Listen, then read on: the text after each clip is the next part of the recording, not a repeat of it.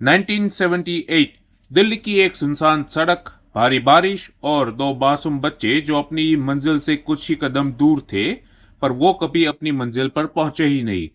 उसके साथ जो हुआ वो पूरे देश को झंझोड़ कर रख दिया। और आज लगभग 50 साल के बाद वही दहशत फिर से लौट आई है आपकी स्क्रीन पर। अमेजॉन प्राइम पर एक नई क्राइम थ्रिलर ने दस्तक दी है जो इतना घबरा देती है कि इसे अकेले में देखना हर किसी के बस की बात नहीं। अगर आपका दिल थोड़ा भी कमजोर है तो इस सीरीज पर क्लिक करके देखने से पहले 10 बार सोच लेना, क्योंकि ये कोई आम दिमाग बहलाने वाली कहानी नहीं है। यह इंसानी दरिंदगी का वो आईना है जिसे देखकर आपका खून खौल उठेगा। हम यहाँ पर बात कर रहे हैं डायरेक्टर प्रोसित रॉय की नई इन्वेस्टिगेशन क्राइम वेब सीरीज की, जिसका नाम है राख, और वो अमेजॉन प्राइम वीडियो पर रिलीज हो चुकी है। प्रोसित रॉय वो डायरेक्टर है जिसने हमें पाताल लोक जैसे आइकॉनिक मास्टरपीस दी है। पहले हम इस सीरीज के बेसिक्स को समझ लेते हैं ताकि आपको इसकी स्केल का अंदाजा हो जाए।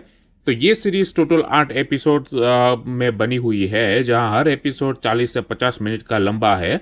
यानी आपको अपना लगभग 5 से 6 घंटा इसको देना पड़ेगा। स्टार कास्ट की बात करें तो लीड रोल में है हमारे सबके प्यारे गुड्डू भैया, जो है अली फजल, जो इस बार कुछ अलग अवतार सब इंस्पेक्टर जयप्रकाश के रोल में दिखेंगे। उनके साथ स्क्रीन शेयर करती है लंबे समय बाद एक दुखी मां के तौर पर कमबैक करने वाली सोनाली बेंद्रे, जिन्होंने मोना अरोड़ा का कैरेक्टर प्ले किया है, और उनके पति के रोल में है आमिर बशीर, और वो प्ले कर रहे हैं लेफ्टिनेंट कर्नल अशोक अरोड़ा का किरदार। और अनुभवी एक्टर राकेश बेदी, जो इस सीरियस ड्रामा में एक बेहतरीन पारिवारिक गहराई लेकर आते हैं।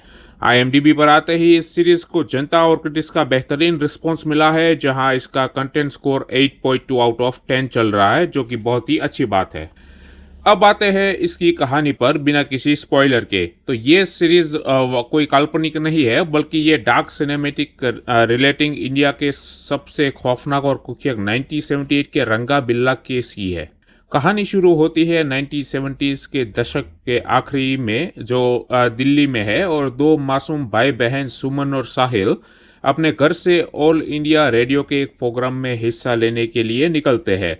मौसम खराब था, उन्हें रास्ते में एक लिफ्ट मिलती है और वो ड्रॉप होते हैं।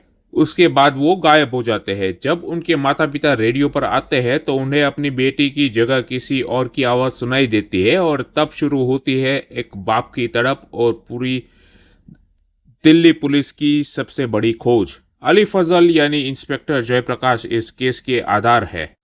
वो एक ऐसे कॉप है जो इस हिला देने वाले गुनाह की तह तक पहुंचने के लिए अपनी नौकरी, अपनी मेंटल पीस, सब कुछ दांव पर लगा देते हैं। वहीं दूसरी तरफ दो नए चेहरे, आकाश मखीजा और रमनदीप यादव, जो रंगा और बिल्ला के रियल लाइफ कैरेक्टर से इंस्पायर्ड है, उन्होंने स्क्रीन पर ऐसी दरिंदगी दिखाई है कि उन्हें देखकर आपके जिस्म के रोंगटे खड़े हो जाएंगे और आपके अंदर एक सिहरन पैदा हो जाएगी।